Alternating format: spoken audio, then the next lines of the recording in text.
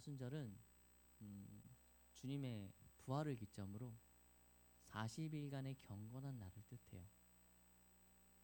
그런데 이 경건한 날 중에 주의 날을 빼고 셉니다. 왜냐하면 예전에는 이 40일간 금식이나 이런 행동들을 했거든요. 주의 날에 금식하는 게 옳지 못하고 봐서 주일을 제외한 40일로 이제 시작을 합니다. 그래서 그렇게 빼다 보니까 수요일에 이제 사순절이 시작돼요. 사순절 시작하는 첫 주 수요일을 제의 수요일이라고 부릅니다. 그래서 그때부터 이제 매주 사순절 지키고 사순절 마지막 주일이 고난 주간이에요. 사순절의 고난 주간을 끝나고 나면 마지막으로 이제 주님의 부활절이 다가오게 됩니다. 그래서 마지막 그 고난 주간의 금요일을 주님이 돌아가신 날 성금요일로 지키기도 합니다. 우리는 지금 이 거룩한 절기 한가운데 있습니다. 사순절은 단순히 어떤 절기 이상의 의미를 가지는데요. 그 이유가 주님의 죽으심을 같이 묵상하기 때문이에요. 그의 부활하심도 같이 묵상하긴 하지만 죽음과 부활하심을 같이 묵상하는 경건한 그 40일간의 여정이 바로 이 사순절 기간입니다. 이 기간 동안 여러분이 생각하는 경건함을 지켜나가시길 바랍니다. 여러분이 지금 당장 경건한 게 뭔데? 라고 얘기했을 때 그 경건함이 이 40일간 여러분의 삶 속에 있기를 간절히 소망합니다. 오늘 본문은 마태복음 4장입니다. 마태복음 4장에서 주님은 사탄에게 시험을 받는 장면이 기록되어 있어요. 그리고 이 시험 받는 장면은 내용의 차이는 조금씩 있습니다. 유혹의 순서가 좀 바뀌기도 하고요. 하지만 공과음복음, 마태, 마가, 누가복음 3개 모두에 기록되어 있는 매우 중요한 의미를 가진 사건입니다. 주님은 세례 요한으로부터 세례를 받으신 후에 공생을 시작하시기 전에 밤낮으로 40일간 금식합니다. 주님께서 하시는 금식은 유대 전통 금식이고요. 우리가 하고 있는 금식은 조금 달라요. 이스라엘 전통적인 금식은 목 뒤로 아무것도 넘기지 않습니다. 심지어 침도 뱉어내요. 이게 금식입니다. 목 뒤로 침 한 방울도 안 넘기는 것. 그렇게 주님은 40일간 하나님 앞에 금식하며 기도하셨습니다. 그리고 나서 시험하는 자 마귀로부터 3가지 시험을 받으십니다. 그리고 예수님이 이 시험을 너무나도 완벽하게 승리하십니다. 결국 마귀는 예수님부터 추방받듯이 떠나게 되고 그 자리는 천사들이 예수님의 수종을 들게 되는 자리로 바뀝니다. 그리고 나서 예수님은 공생애를 본격적으로 시작하시죠. 예수님이 받으신 3가지 시험, 아마 교회를 한 3년, 5년 아니면 주일학교를 경험했다면 모두가 알고 있는 성경 이야기입니다. 저도 이 본문으로 설교를 들어봤으니까요. 그런데 이 본문을 읽으면서 한 가지 질문이 떠올랐어요. 왜 예수님께서 시험을 받으셨을까? 라는 질문이었습니다. 여러분, 시험은 무엇입니까? 여러분, 자격증 시험이나 어떤 시험을 보는 이유가 무엇입니까? 증명함이에요. 내가 자격이 있음을, 내가 이 정도의 지적으로 수준을 갖췄음을, 내가 수업을 얼마나 잘했음을 증명해내는 게 시험의 목적이에요. 그럼 주님은 시험을 받으셨다고 하는데 대체 주님은 무엇을 증명하기 위해 시험을 받으셨을까요? 이 질문에 앞서서 우리가 기억해야 되는 것은 억지로 받으신 게 아니라는 것입니다. 이 시험은 예수님께서 스스로 선택하신 절대적인 자유로운 선택에 의해서 주님께서 선택하신 거예요. 누가 억지로 주님에게 강요하거나 어쩔 수 없이 하신 게 아니라 주님께서 시험을 받고자 결정하셨다는 것입니다. 물론 성경은 성령에 이끌렸다고 이야기하지만 성령님이 이끌었다고 주님께서 거부할 수 없는 것은 아닙니다. 동등하시기 때문에. 하지만 그것에 순종하셨던 거죠. 결국 주님의 의지로 이 시험에 참여하게 되신 겁니다. 또한 하나님은 가장 지혜로우신 분이죠. 주님의 지혜는 한이 없습니다. 그는 알파이시고 오메가시며 세상의 처음이시고 나중 되신 분입니다. 그런 그분이 무엇인가를 어리석게 선택하진 않았다는 거예요.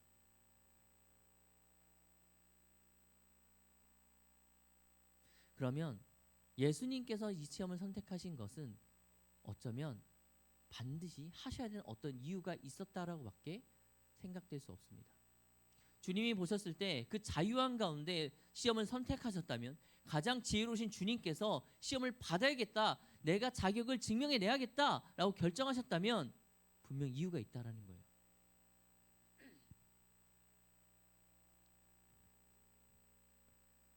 그것이 무엇일까요? 대체 왜? 심지어 시험은 누구에게 치릅니까? 대체로 자격 없는 자가 자격을 갖추기 위해서 이 사람을 시험합니까? 아니면 자격을 있는 자가 이 사람 나와 같은 자격을 가질 수 있는지를 시험합니까? 대체로 자격을 갖춘 사람이 시험관이 될 거예요. 그런데 지금 시험을 받으시는 분은 누구십니까? 하나님의 제2위격이신 예수 그리스도이십니다. 그러면 예수님께 자격을 증명하라고 하는 시험관은 누굽니까? 사탄이에요.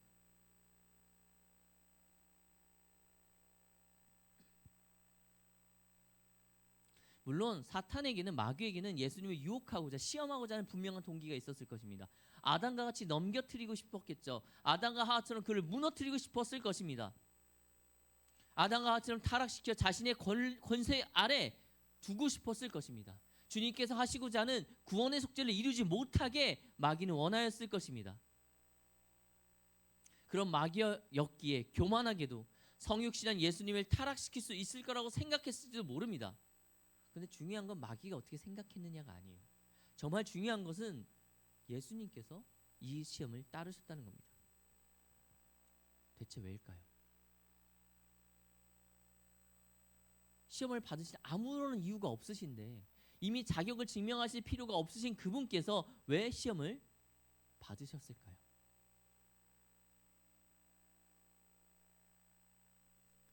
그럼 예수님께서는 이미 세례 요한의 세례를 받으면서 모든 자격을 증명해 내셨어요.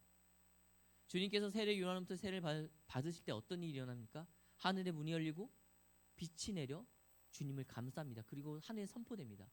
이는 내 사랑하는 자요, 내 사랑하는 아들이라. 이미 하나님께서 저 예수는 인간이 아니라 나의 아들이라, 그런 자격이 있다라고 이미 선포하셨어요. 더 이상 무슨 자격을 필요합니까? 더 이상 어떤 것을 증명해내야 됩니까? 하나님께서 인정하셨는데.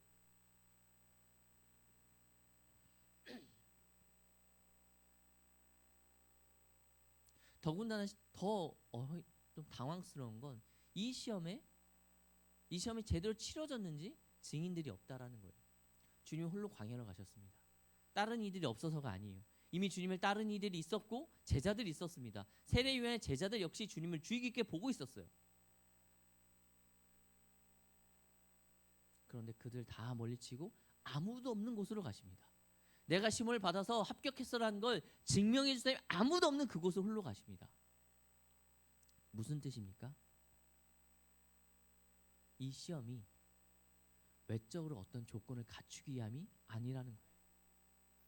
또한 내적으로 성령 충만하셨기 때문에 주님은 내적으로나 외적으로나 시험을 받을 이유가 없다라는 것이 또 한 번 증명됩니다. 그렇다면 다시 원래 질문으로 돌아가겠습니다. 주님은 외적으로도 내적으로도 그 어떠한 이유에서도 시험을 받으실 필요가 없으신데 왜 마귀의 시험에 응하셨을까? 그 치욕스러운 것을. 그리고 성령님께서는 왜 예수님을 그리로 인도하셨을까? 그리고 심지어 여러분, 마귀는 예수님께 어떤 존재입니까? 그저 그런 존재입니까? 대면할 수 있는 존재입니까? 아니요.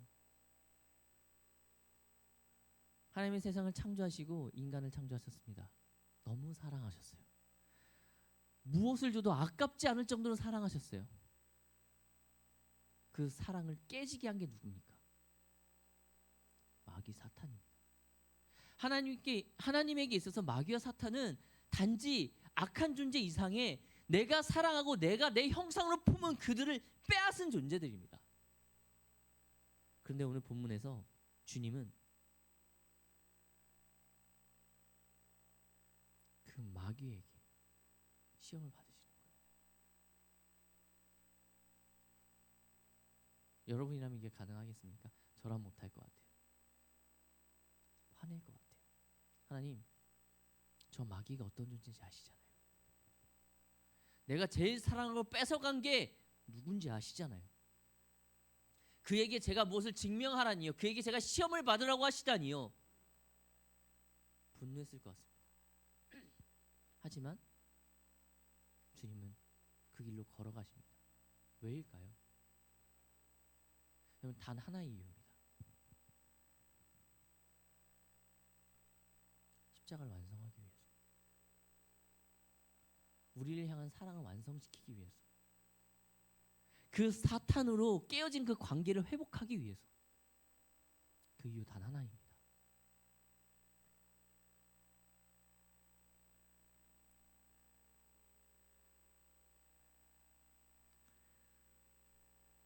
주님이 받으신 세 가지 시험은 쉽다면 쉽지만 절대 쉬운 것이 아닙니다. 이겨낼 수 없는 것들이었어요. 너무나도 본능에 충실한 시험입니다. 첫 번째 뭡니까? 굶주린 상태에서의 유혹입니다. 40일간 그렇게 금식하는 주님께 말하는 거예요. 주는 게 아니라 네가 하나님의 아들이라면 할 수 있지 않냐? 네가 하나님의 아들인 걸 증명해 보여서 너의 허기를 채워라. 네가 하나님의 아들인 걸 증명해내서, 하나님이 살아있는 걸 증명해서 너의 필요를 채워라라고 얘기하고 있는 겁니다. 근데 여러분, 우리 혹시 이러고 있지는 않습니까? 하나님께 기도하는 것, 하나님을 믿는 것을 나의 필요를 채우기 위한 무엇으로 지금 여기고 있지는 않습니까? 하나님의 나라와 의와 하나님 그것을 먼저 구하는 것이 아니라 혹시 나의 필요를 위해서 하나님을 이용하고자 있지는 않습니까? 사탄은 우리에게 얘기할 겁니다. 네가 구원받은 자라면, 네가 하나님의 아들이라면, 네가 하나님의 딸이라면, 주가 너를 위해 십자가를 지셨다면 이것을 너의 필요로 채워 넣어라.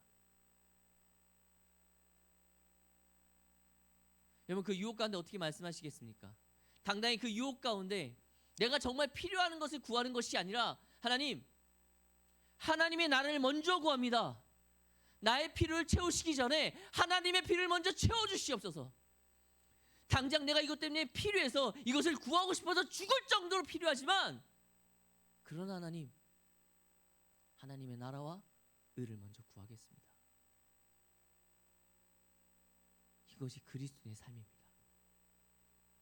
이것이 주님이 싸워 이기신 승리에 참여하는 삶입니다. 두 번째 유혹은 거룩한 성에서 뛰어내려라. 네가 하나님의 아들이라면. 무엇입니까? 너의 신념과 믿음에 대해서 시험하는 거예요. 너의 신념과 믿음이 있다면 이것을 한번 해봐라. 말씀에 기록되어 있으니까 한번 해봐라 라고 얘기하는 겁니다.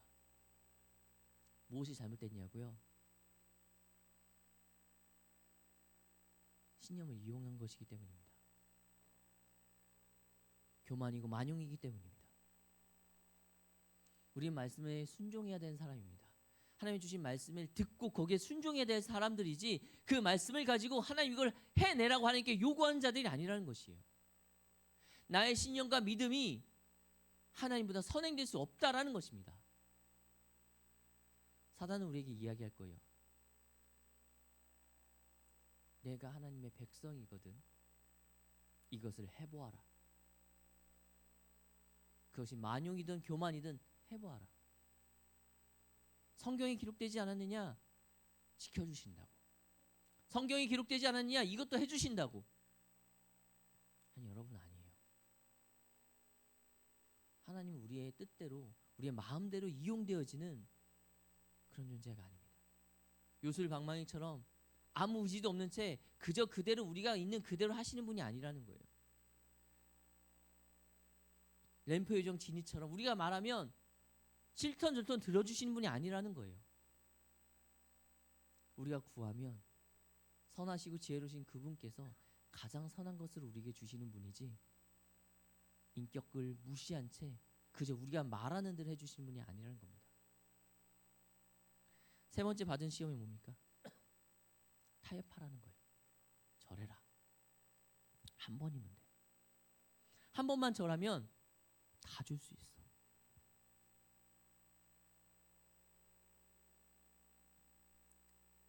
우리가 받는 매일의 삶의 유혹이 이것이 아닙니까? 한 번만 눈을 감으면 돼. 내가 1년 12달 52주 내내 예배를 다녔으니 이번 주 한 주만 좀 쉬면 안 될까? 매일 기도했으니 기도를 잠깐 쉬면 안 될까? 한 번만. 내 평생의 삶이 이렇게 경건했는데 한 번만 악을 행하면 안 될까? 이번만 내가 눈 감으면 많은 것을 얻을 수 있는데, 이번만 내가 눈을 감으면 내 삶이 편해질 수 있는데, 이번만 내가 눈을 감으면 모든 게 평탄하게 될 것 같은데, 한 번만 눈 한번 감으면 안 될까? 한 번만 사탄한테 절하면 안 될까? 한 번인데 뭐. 성경 무엇라 얘기합니까? 너의 지게표를 움직이지 말라 얘기합니다. 여러분, 다윗이 바세바 사건으로 무너진 것은 평소에 엄청난 악을 행해서가 아니에요. 단 한 번의 게으름 때문이었습니다. 여러분, 한 번 타협하면 두 번이 가능합니다. 두 번 타협하면 세 번이 되는 거예요. 한 걸음 물러서는 걸로 끝나지 않습니다.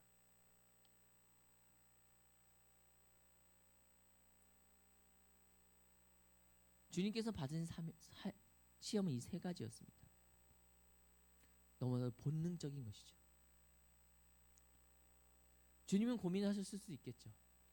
절 한 번만 하면 내 앞으로의 사역이 십자가에 너무 편해질 텐데, 고생하는 내 백성들이 다윗의 나를 재건할 수 있을 텐데. 하지만 거기서 주님은 타협하지 않으셨습니다. 승리해내셨어요.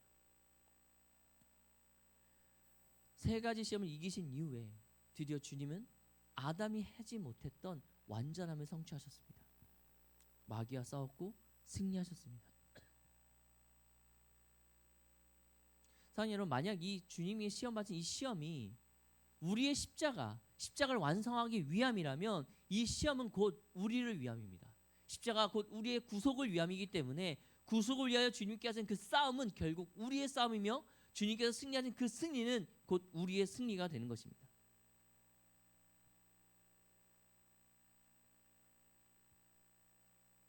이제 우리가 해야 될 것은 이 싸움은 싸우는 게 아니에요.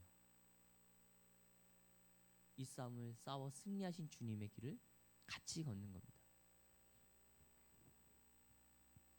우리는 모두 알고 있습니다. 주님과 같이 이러한 시험을 받게 되면 이길 수 없음을 우리는 모두 알고 있어요. 저도 그렇습니다. 절하고 유혹을 받을 때 주님처럼 이길 수 있느냐? 아니요, 그렇지 않아요. 흔들리는 갈대처럼 계속 흔들릴 겁니다. 여러분 삶도 그럴 겁니다. 정말 안타깝고 통탄할 일이긴 하지만 우리는 죄에 대해 너무 관용적이며 우리의 선한 의지는 너무나 나약하기 때문입니다. 그럼 어떻게 해야 될까요? 주님께서 우리의 삶에 개입하셔야 됩니다.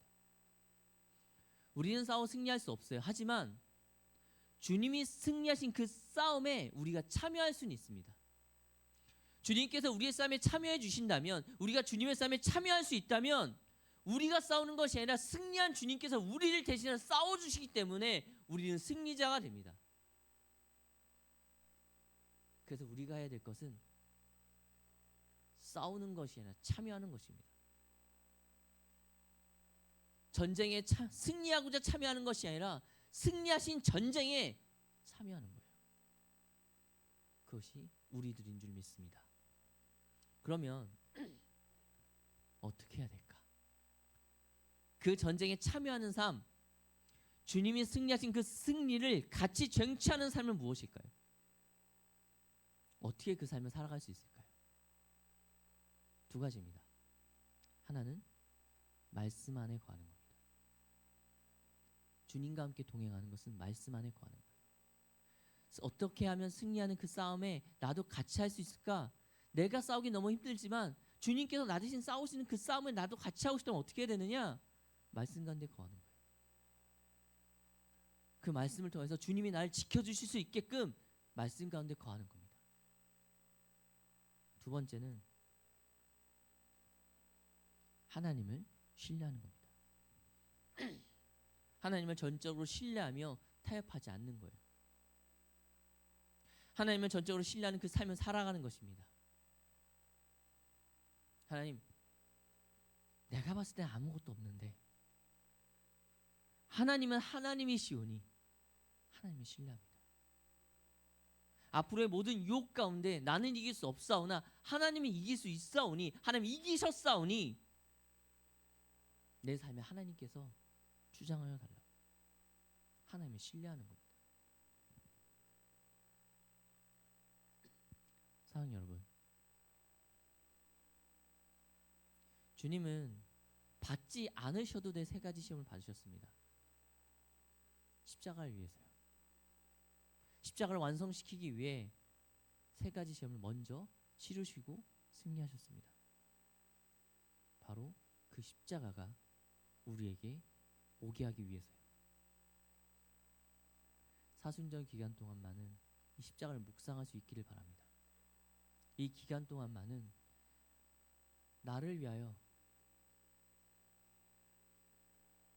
원수와 같았던 그 마귀에게 치욕스럽지만 나를 위하여 받지 않으셔야 될 시험을 대신 쳐주신 그분을 기억했으면 좋겠습니다. 그리고 승리하기 위해 싸우는 것이 아니라 승리하신 그 싸움에 참여하는 참여자로서 말씀을 묵상하고 하나님을 신뢰하며 살아가는 한 분 한 분 되시기를 간절히 소망합니다.